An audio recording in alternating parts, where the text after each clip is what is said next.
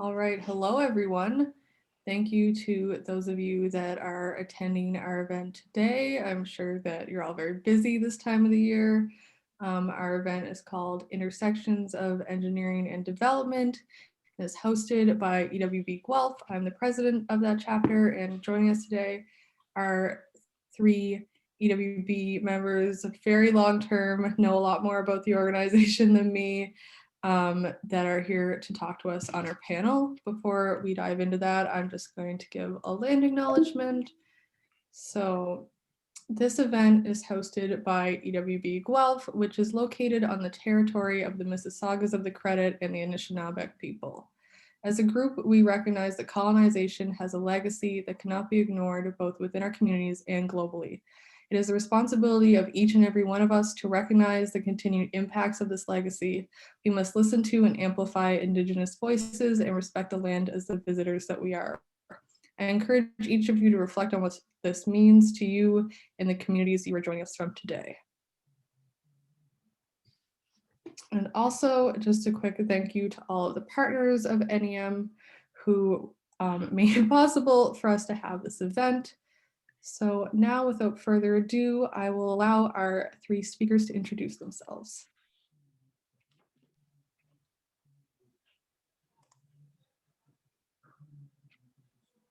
Boris, if you would like to go ahead. Okay, yeah, I can start. My name is Boris. I'm the Chief Executive Officer of Engineers Without Borders, and I've been with the organization for more than a decade as a chapter member in McMaster, starting in 2004, my first step through EWB. And then I lived for 3 years in Burkina Faso, in West Africa, and was a volunteer with EWB during that time. And now I'm in the head office based in Toronto. It's nice to see so many people on the call. Thank you. David, if you'd like to introduce yourself. For sure. Yeah. Hi, everyone. Great to see so many people on the call. My name is David.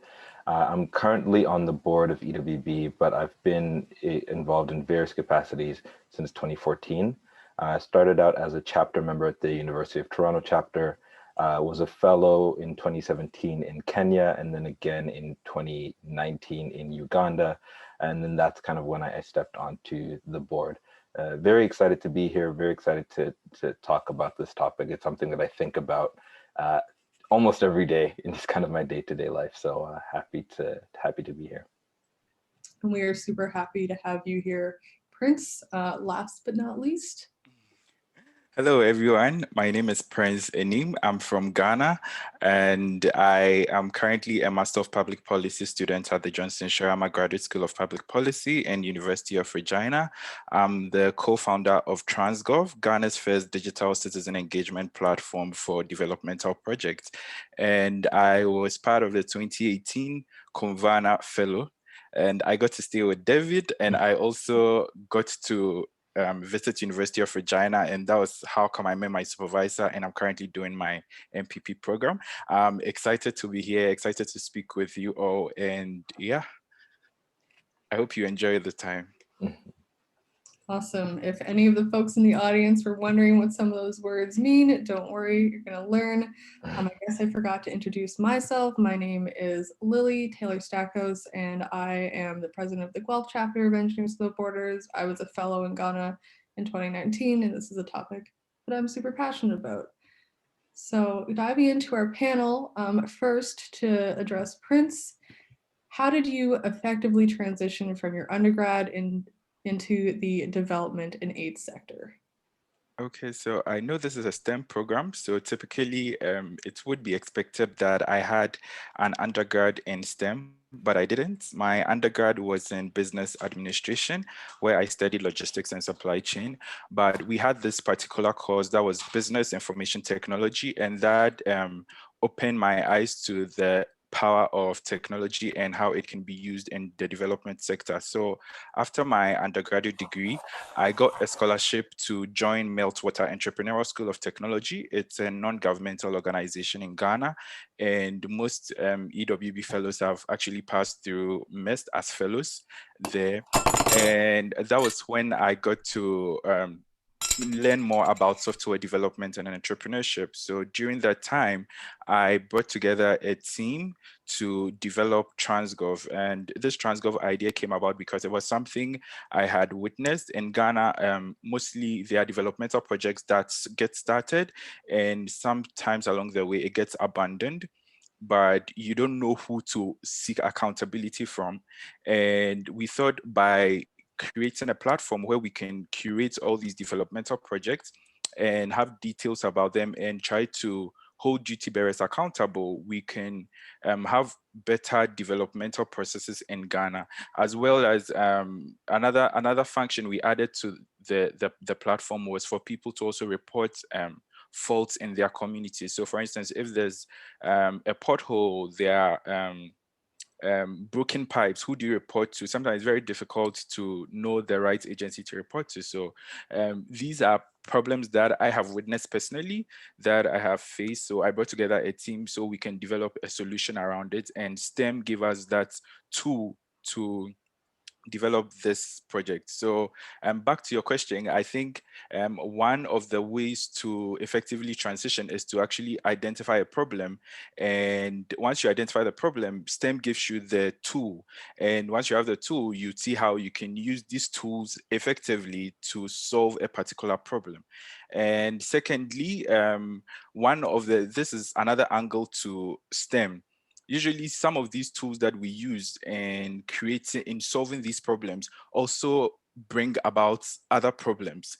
So for instance, using technology actually brings a digital divide sometimes. Let me give you an example of TransGov. So as I mentioned, TransGov brought this platform, this app that we were using to encourage citizen engagement.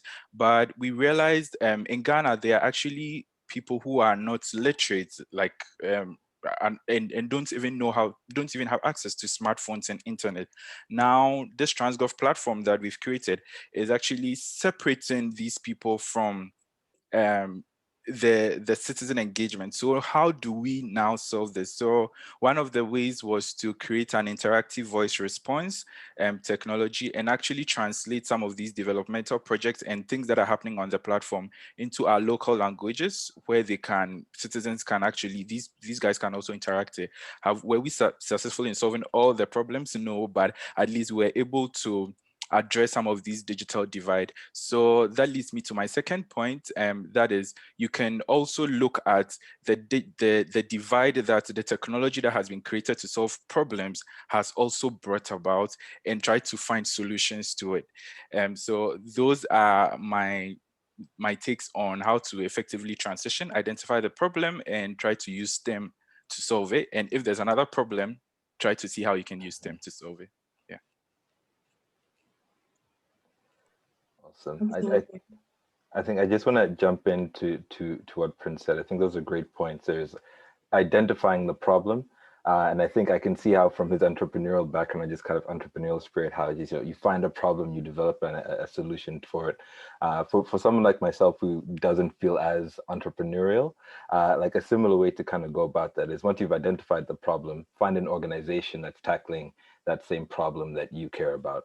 And for me, in thinking about it, it's either there's the not-for-profit sector, there's social enterprises, and then there's bigger international organizations that are kind of doing what you want to do. And so for me, it was finding the organizations that are tackling the similar types of problems that I wanted.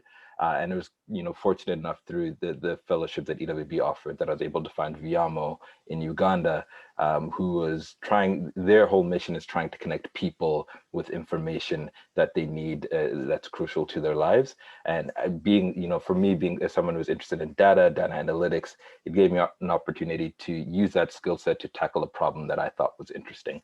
So finding organizations that also care about the same problems that you have is another way to go.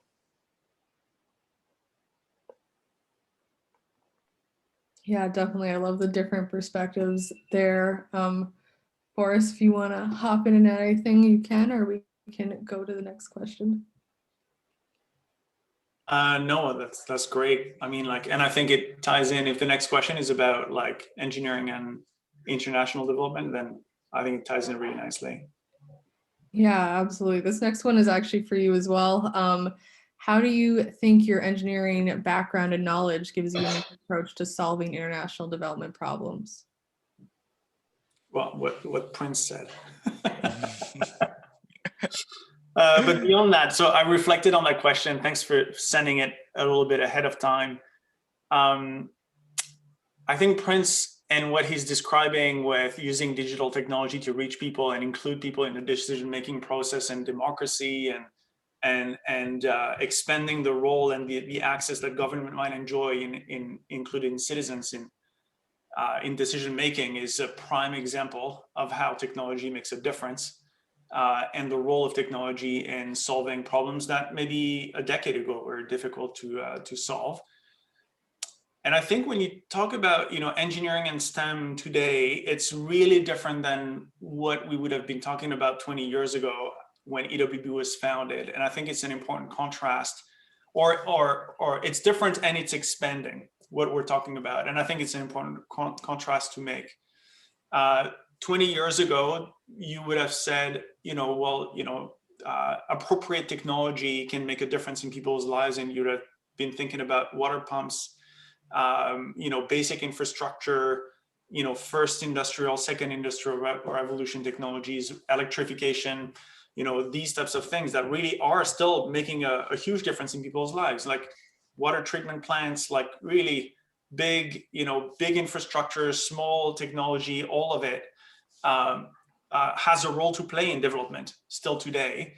So that's one angle. But now we're talking 20 years later about digital technologies, the role of the internet, mobile phones, like digital currencies, like things that really didn't exist. And I think it's really ushering a new way of thinking about technology and development and the role of technology in society.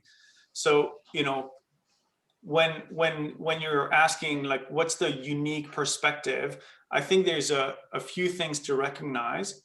One, that engineers will bring in, and me personally, I took a degree in engineering in France, where my home country, and then I did a PhD in engineering at McMaster, and connected to EWB through that, like during my grad degree. I was always drawn to understanding how my engineering skills could be applied to making a difference in people's lives, but wasn't quite necessarily evident, frankly. Especially at a PhD level, you're kind of like isolated from the real world impact of your work. It's through EWB that I, sort of realized that my design mindset, structuring problems, understanding, framing the problem, breaking it down into parts, the structure of my thinking is a useful tool, regardless of whether I'm doing straight up, engineering work or not. But also the knowledge of what's possible that's evolving over time. The ability to not be scared by technology, but really understand it, understand the curve of it, and also where it's going. And I think that's a really set of key tools that anyone who has an engineering degree can apply in other sectors. And I do think that, ultimately, or maybe that's what I'll conclude with. But first, let me also acknowledge some of the limits. I remember being a volunteer in the early days of my first year placement in Burkina Faso, and visiting different projects, rural development projects around technology and small scale, like entrepreneurship. And I realized at one point, I forget how, but like that my mindset was all about efficiency. And I realized that my training was almost like bowing to the cult of efficiency, like making things faster, making things cheaper for more people. And I realized that it often was just not useful to think that way when doing community development. That I was almost like so passionate about improving process. And people were looking at me like, no, the problem is not the process. The problem is not the technology itself. I would see grain processing, small hammer mills, and thinking about how to scale them to 10 times the capacity. That was my main, almost like urge to add value in that way. And yet the challenge was more about the sustainability of that enterprise, or even the dynamics, be it who's managing it, the management skills of the So, the problem oftentimes, I think engineers need to be careful that they're not bringing their assumptions about how the world works into their role in development. Um, you know, uh, and also to think that, technology is the answer to every question, like that, almost like there's the thing about, like, if you're a hammer, everything you see in the world looks like a nail. Well, I think it really applies to engineers. Sometimes you see people who are so passionate about building something, and it's like, well, actually, maybe that's not the first step. And I think EWB's taught me, like, to ask those questions, but it's a bit of like, when I caution people who are in engineering to be not too excited about, to take the time to learn. And so ultimately my conclusion is engineering has a vital role to play, especially today, especially in an age where STEM and technology means something completely different than it did 10 years ago, and where, like, so many sectors are being disrupted. But we have to recognize that it's only one part, and it's really important to learn to ask questions and to listen to people who come in with more of a political perspective or social, sciences perspective on the complex issues that we're a part of dealing with and understanding.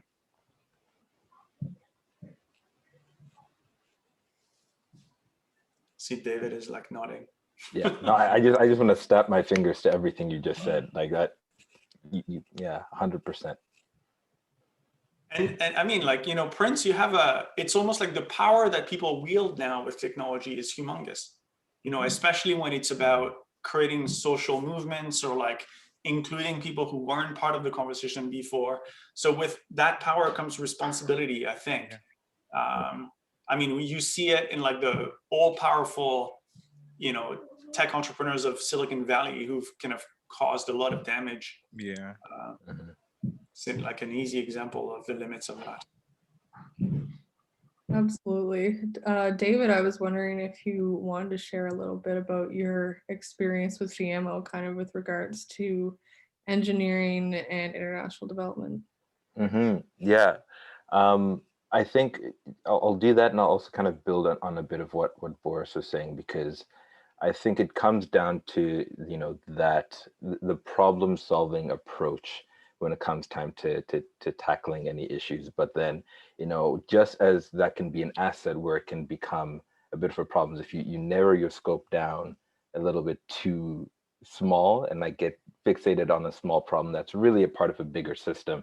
And if you lose sight of the system, then you're kind of not really understanding where you're going, what problem you're actually fixing, and what change that can have on a large scale. At Viamo, it is very interesting, because I think working for a mission-driven organization or a social enterprise like Viamo, everything we do, everything we talk about is geared towards impact. What is the impact that we're having on the lives of the people who are using our services, using our products, and what can we do to improve that impact?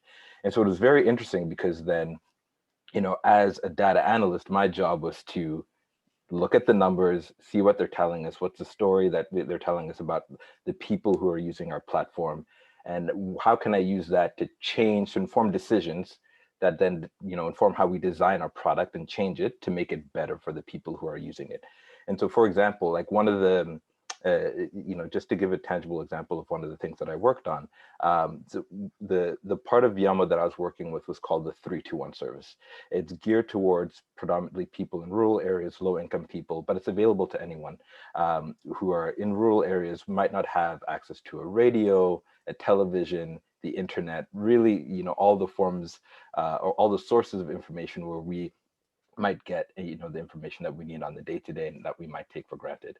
And so the 321 service is a platform which you can call into on a phone of any scale, any quality, any level of sophistication, smartphone, dumb phone, whatever. Dial 321, and then you get to a menu that says, if you want information on the news, the weather, agriculture, health, sports, cultural things, really just any information that would be useful to you in your day-to-day life. And then you can navigate a few menus and get to the information that you need in whichever language you need as well, and via text, SMS, voice, whatever, whatever suits you best. And so for me, one of the things that we wanted to understand was, hey, if we're providing you this information, one, is it useful? And two, does it stick? And so if I tell you, for example, if you're a maize farmer and you are looking to understand when I should plant when I should plant my grains, if it's now or in a few weeks, and how the weather impacts that. If I give you this information, if I call you back a week from now, will you remember the information that we gave you? Have we designed it in a way that's sticky and that's intelligible for you to then actually be able to take that information and use it? And it was interesting because we found, that some of the messages that we had weren't designed that way. And it's crazy to think that, because, Viamo has evolved their message development process to really be inclusive, consultative, and really, take into and field tested and everything like that to make sure that they do work. But obviously there's always gaps and areas to improve. And so that process was very interesting, because you take the data, you take the numbers that we get from surveys, from just like people's behavior on our platform, use that to understand the impact that we're having, and then inform changes that were made, shortening messages, changing the sentence structure around them, changing the way that, message is presented, changing the ordering of certain information. These really, really small things that go a long way. And so I think for me, kind of the conclusion and kind of the takeaway from that is, being a part of a mission-driven organization, or an organization like Viamo, all of the problems I was tackling, engineering or not, were geared towards having that impact, which was for me very, very fulfilling to have the opportunity to work in a place like that.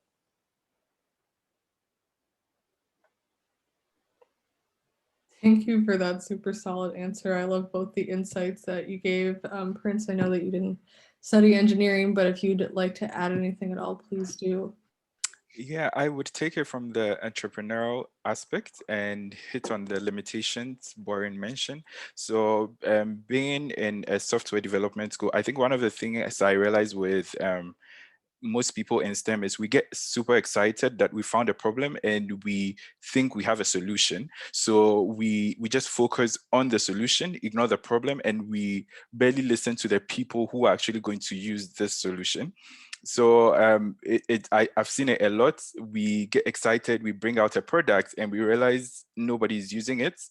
Nobody needs it, and I think that's one of the reasons why they say 90% of startups fail, because we get super excited, we don't really listen. So one of the key takeaways for me is to try to fail fast as STEM guys. Try to bring out a prototype. Give it to the people who want to use it. Listen to them, listen to what they need. If it works for them, if it doesn't work for them, iterate, go back to your drawing board, work at it. And I mean, it's tough from the entrepreneurial aspect. It's tough, it's not easy, because everyone get excited, you feel you have a baby and everybody should receive it well, but we don't. But I think one way to conquer that mindset is to try and understand every entrepreneurial journey is a lesson. So you are actually into a process of, you're actually into a learning process. So you don't get too hung on it that you think you are releasing a product and everyone is supposed to use it, but you think you are learning how to solve a challenge or a problem for people. So I would say, in the nutshell, try to feel fast and try to see this as a learning process. I really like that point about trying to fail fast. Going on to our next question, which is directed at David. How do you manage working with people / in organizations that don't approach development work the same way you do? In other words, working with organizations that lack EWB's values. Mm-hmm. Great question. The first thing I'll say to that is maybe a bit of a non-answer, but try to find organizations that are mission aligned, that are aligned with your values. To the best of your ability, don't compromise those, and especially if you are seeking to do work that creates positive change in the world, don't compromise those values as you're looking for a job or an organization to work for.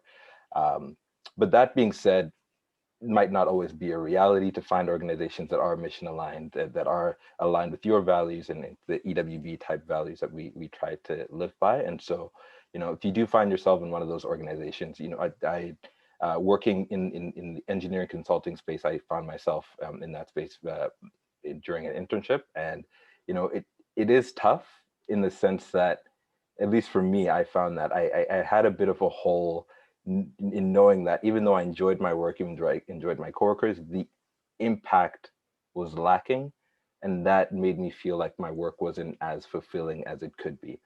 And so recognizing that that might be a challenge that you face, the question I'd ask you is, how can you bring those values to your organization? How can you connect your organization with people outside of it, with other organizations that can help embed those values within it? It's hard when you're early in your career because you might not have that much say, that much power. But as you're building friendships with your coworkers and with your managers, start bringing those conversations up. Start, bringing in those values and it almost, I don't want to use the word indoctrinate, but just getting people along the same page. And slowly, little by little, as you start to find allies and bring people into the organization, you'll slowly start to see change. And maybe as you grow within the organization and gain leadership and gain responsibility, always remembering those values and always embedding them in the practices that you're seeing day to day.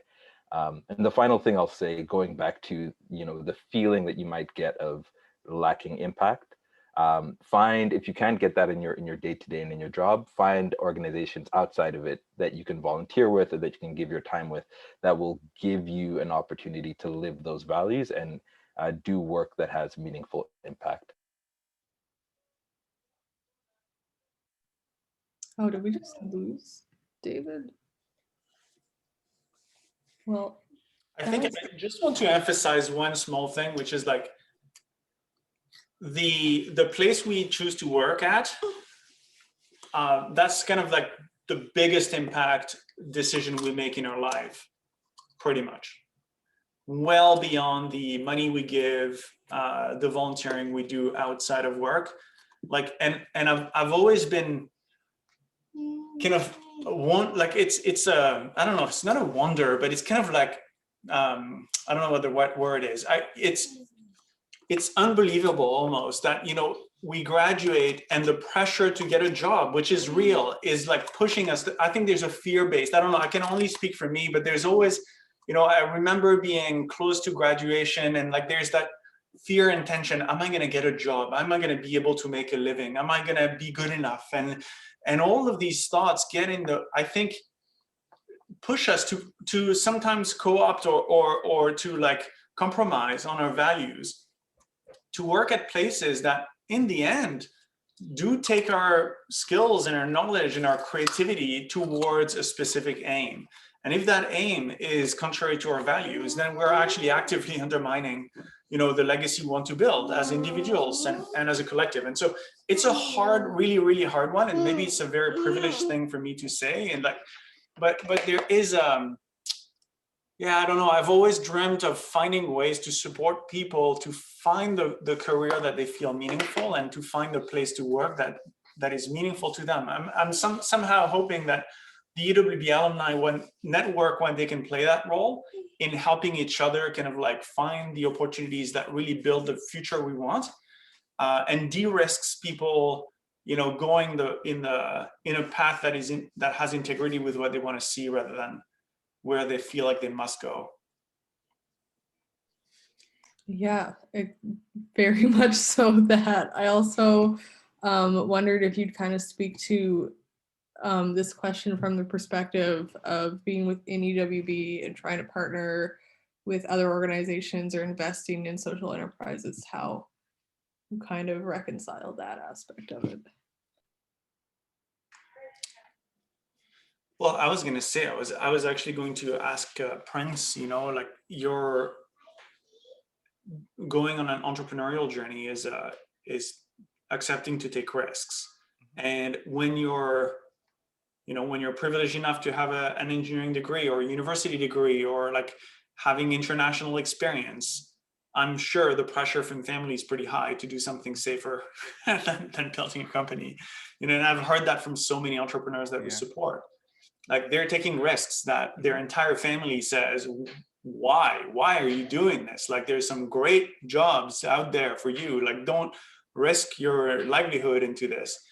And so that's, Lily, maybe to speak to what you just asked, for EWB, it's recognizing the leadership and the risk that people are taking personally, and recognizing that people who do build enterprises with purpose at the center do create significant value in their local communities and local economies. And so that's an important segment of the world to support.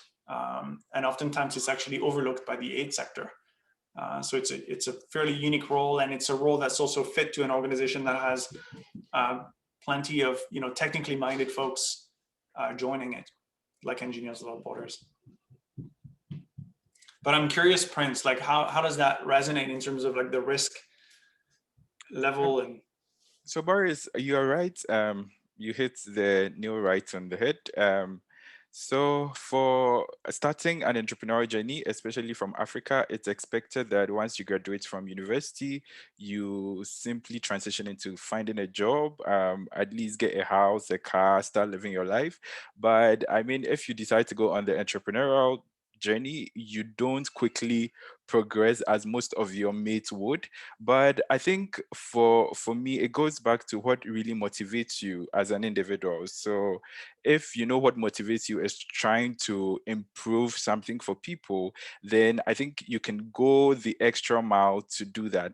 And that being said, you as an entrepreneur should also be creative in trying to, I mean, not go broke, but like you need whatever you're bringing out should also be sustainable. So for instance, in our situation for TransGov, we had a mini prototype of what our platform looks like for people to have a vision of where it could go. Then I started looking out for possible or potential investors. And fortunately, I was able to raise some funds from Hivos in Kenya to support our projects. So at least for some time where we were testing out our products, we were able to support ourselves while also working on this. So funds are very necessary, but I mean, it always goes back to why you started this journey, like, because it can be very tough.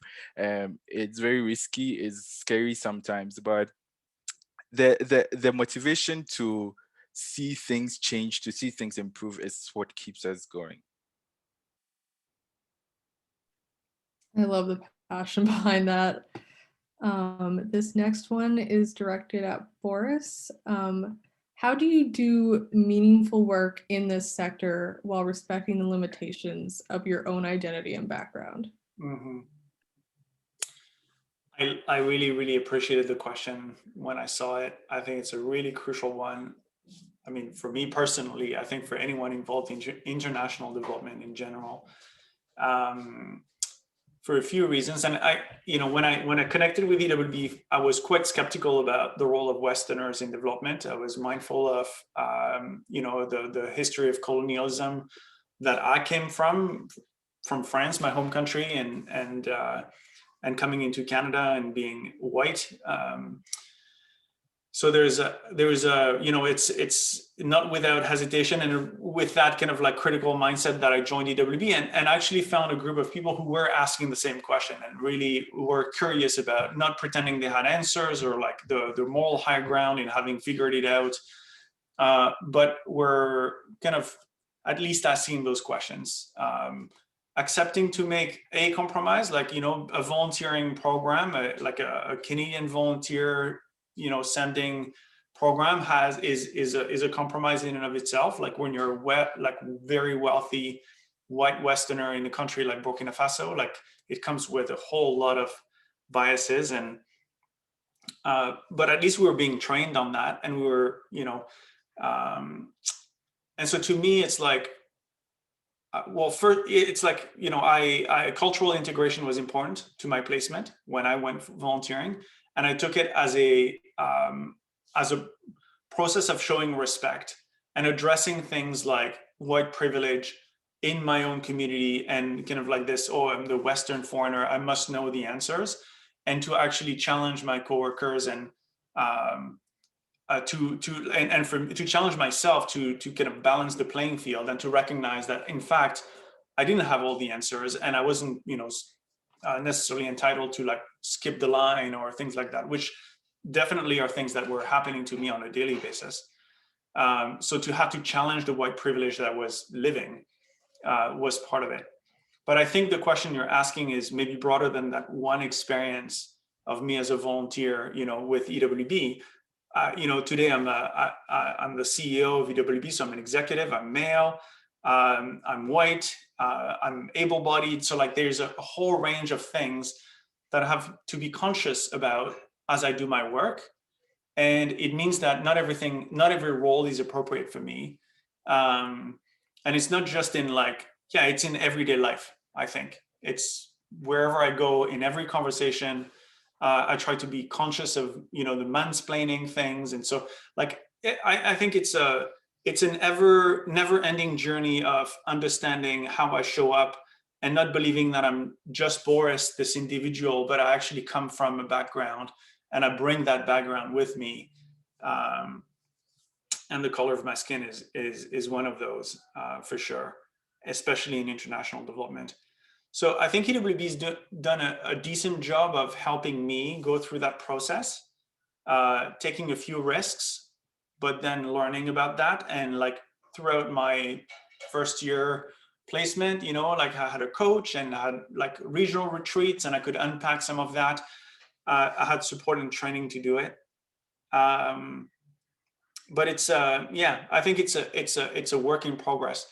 And let me tell you a few examples of how that translates today. I think as the CEO of EWB, as a white male in development, there are things that I focus myself on and others that I don't.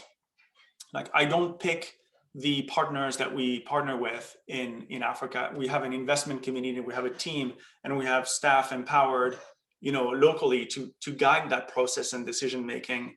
We've put in place frameworks and sort of criteria matrices that allow us to be consistent in that process. So I'm not showing up to these conversations thinking that I have all the answers, but I count on process and governance to actually guide that and to create an equitable playing field. So I do have a role to play in sort of making sure that that level of quality is there. I can use my power and privilege to ensure quality and to demand that.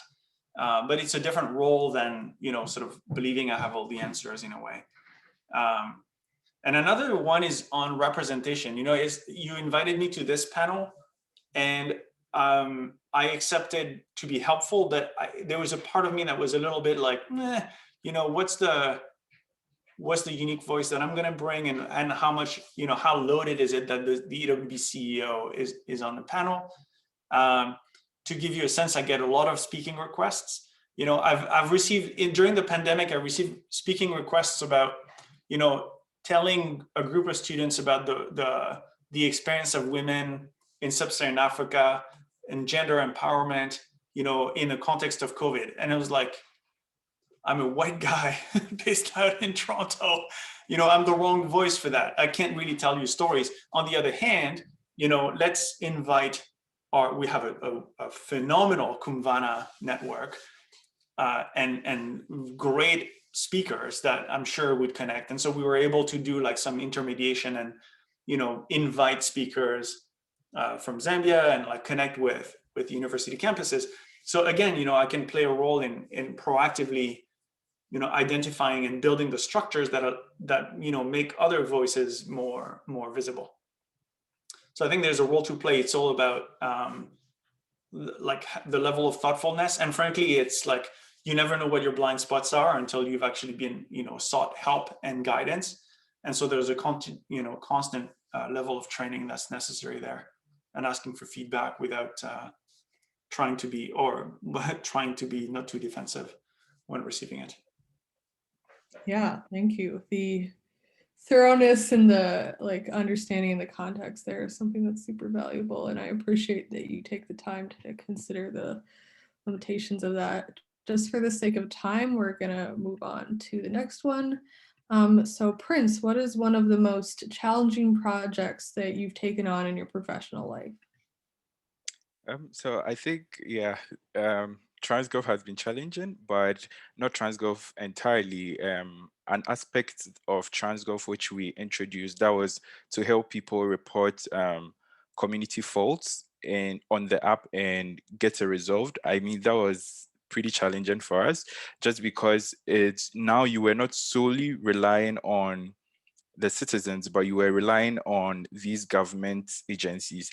And I mean, if you've worked in Africa or Ghana, you would understand how difficult it is to get to these government agencies. It's a lot of politics. So that was really tough, because people, at a point, people come onto the platform, they report these stuff, it gets to the right agencies, but they just ignore them. And what do you do? I mean, if someone comes onto your platform to post something and it doesn't get resolved, then it's basically useless. So it was challenging until we undertook a power mapping project that was to clearly understand who is the right guy in this particular agency to talk to make sure our stuff are addressed. So that got us a response, some response. But I think what eventually helped us was we had to institute this sort of award that we used to it's just a fun award, like on Facebook, where you can say, okay, this is we think from TransGov's platform, we think this is the most responsive agency of the government. And instead of naming and shaming, it was like naming and awarding, and that could get us whatever we wanted, that is to get problems resolved in the community. So that was a difficult challenge, but fortunately we were able to work around it. Yeah, that sounds, I, from my own experience, know a little bit about the Ghanaian government. Yeah. I can see how that's, yeah. Um, David, are you okay? I'm back. I'm good. My Perfect. computer just shut down for a second, but I'm back. I am very thankful for that. So last question before we dive into the Q&A. In a sector full of complex and severe issues that need to be addressed, how do you choose what to take on? Mhm. This is a great question, and I think I was very happy at least to be able to give my thoughts on this, because yeah, in the world that we're living with today, I think now more than ever, we're just inundated with all the problems that the world is facing. And I think our generation in particular has a strong feeling that we are inheriting the problems that were created by the generations before us. And so it's very easy to be overwhelmed by all of the problems that need solving in the world. But then I think also, you know, with the rigor of our generation and kind of just like the ambition and the energy, there can often be a feeling of wanting to solve every problem, which in my opinion isn't the most healthy approach, and can often lead to burnout, and won't lead to the most effective results in whatever you're trying to solve. And so for me, you know, it comes down to doing a whole lot of self-reflection around what you're interested in, and what problems you're interested in solving, be that based on your interests, your background, the problems that you're most familiar with. And then there's a second question of, you know, what problems am I most able or suited to solve? What my skill sets, with my experiences, with my background, like where am I best suited to use my talent and my skills to affect change?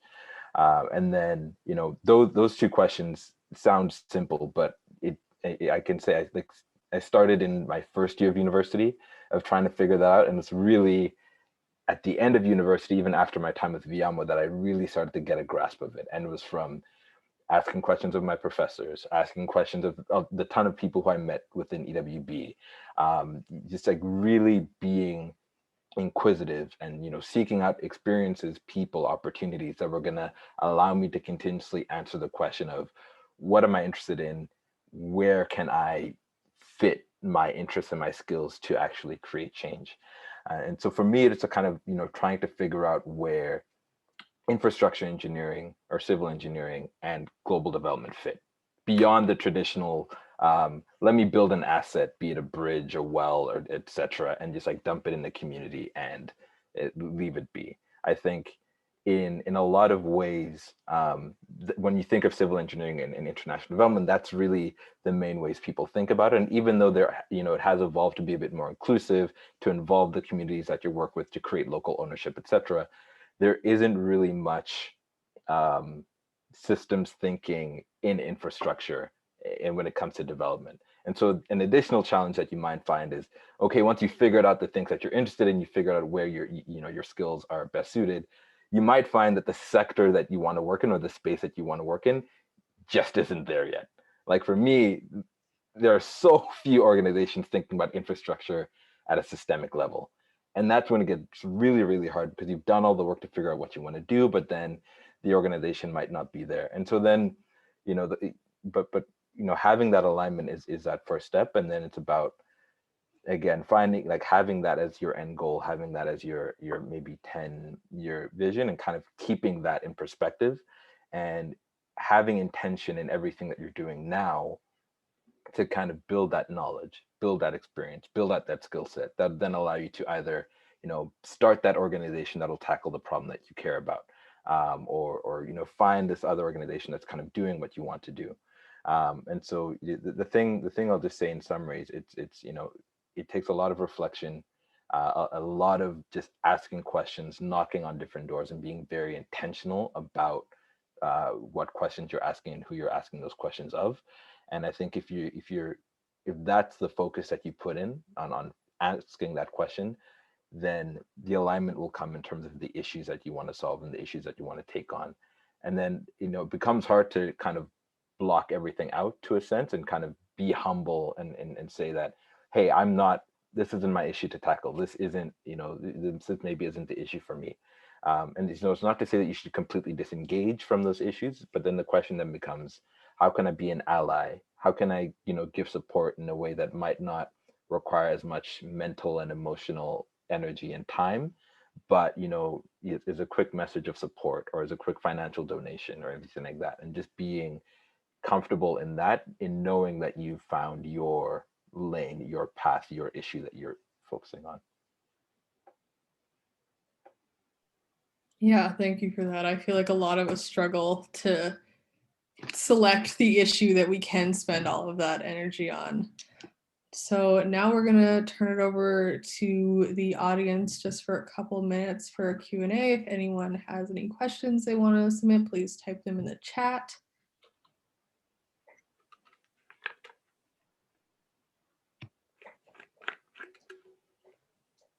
Maybe while people are typing out their questions, Prince, I'd love to hear your answer on that question as well about picking which issues to tackle. So I think it always starts with picking something you are, for me, picking something that I'm passionate about or I'm familiar with or something I'm curious about. So what can I relate to and what can I easily verify or conduct a feasibility test on.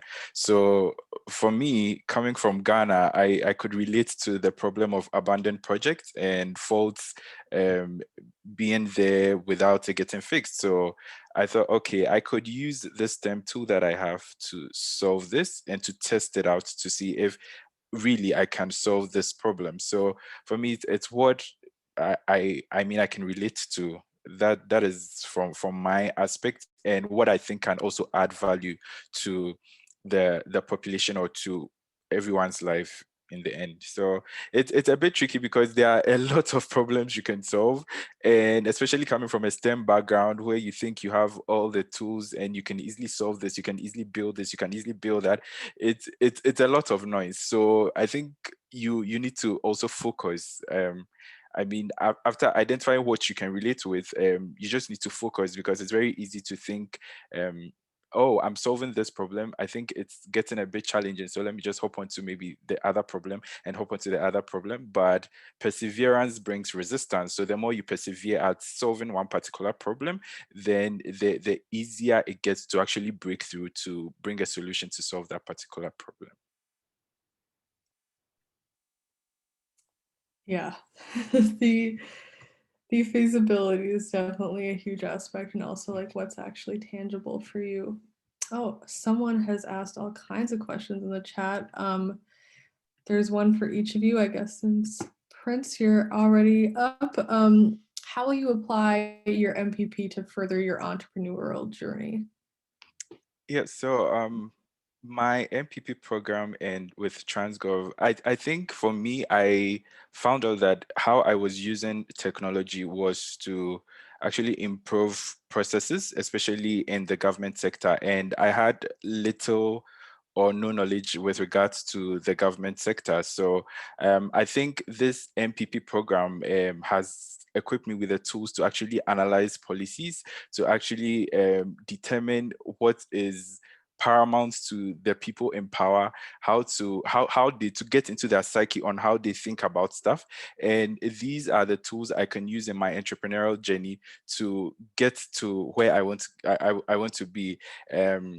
For instance, currently I am working on the impact of emerging technologies on citizen engagement. So I am passionate about technology, but when it comes to citizen engagement, what is actually preventing the people up there from adopting these technologies? Because it's for as exactly in Ghana, it's very difficult to actually get these people to adapt to new ways of doing things.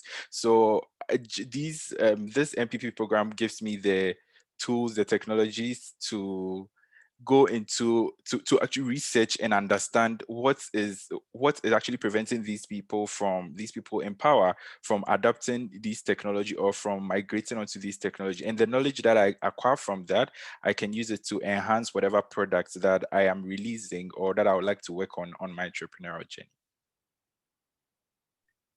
Fantastic. David, have you ever thought of starting your own enterprise surrounding systems thinking and infrastructure? The short answer to that is yes. And when I thought about it, I realized that I don't think I'm suited to be an entrepreneur. Just knowing myself and my skill sets and just everything like that, I don't know if entrepreneurship is the path for me. But in doing so, I think I could nerd out about infrastructure for forever, but I won't do that. But in doing so, in thinking about it, infrastructure is very interesting because traditionally it's run, managed, owned by governments, and so inherently it feels like there's a bit of a lack of innovation in the sphere of infrastructure because governments are inherently, as institutions, aren't very innovative.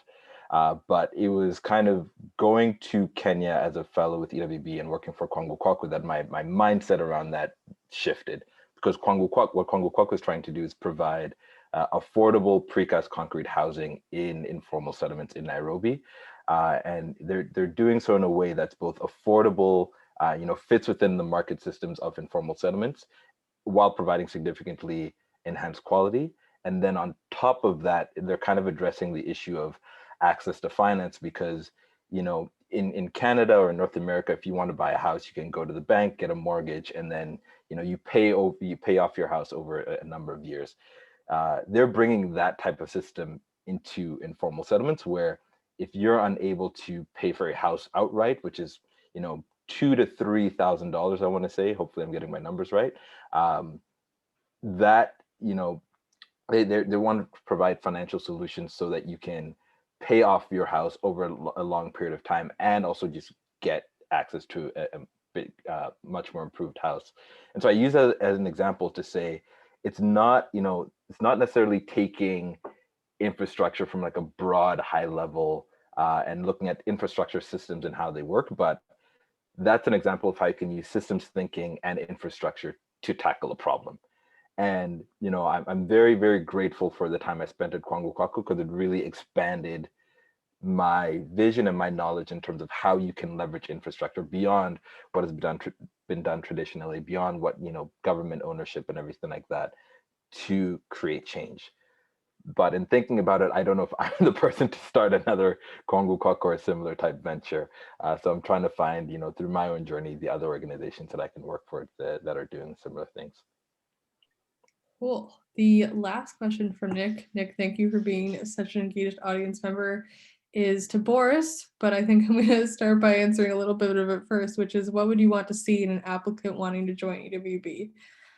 If you're on the university level, then you can easily join a chapter at your university. You do not have to be in engineering, you just have to have passion for the kinds of things we talk about. And if you want to talk about something that we don't talk about, you could bring that to the table as well. But if you mean more on the professional level, I'll turn it over to Boris there.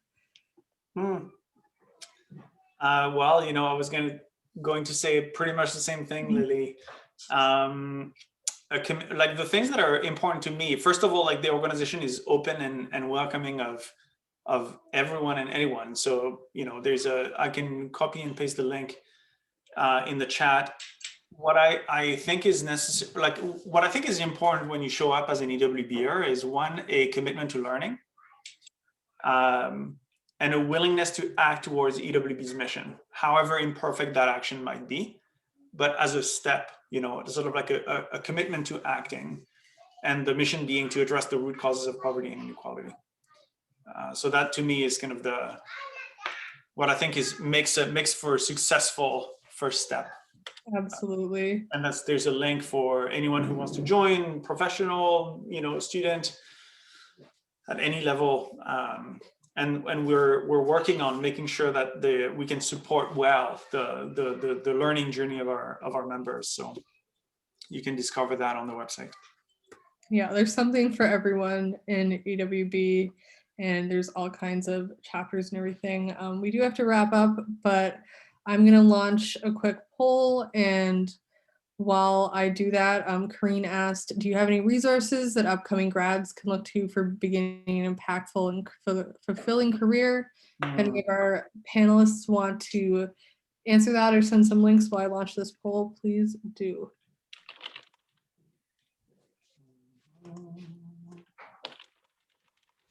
I'll kick off the answer to Corinne's question by saying, unfortunately, at least I haven't come across any one-stop shop or kind of places where you can say this is if you're interested in social impact and you're a new grad, this is where you go.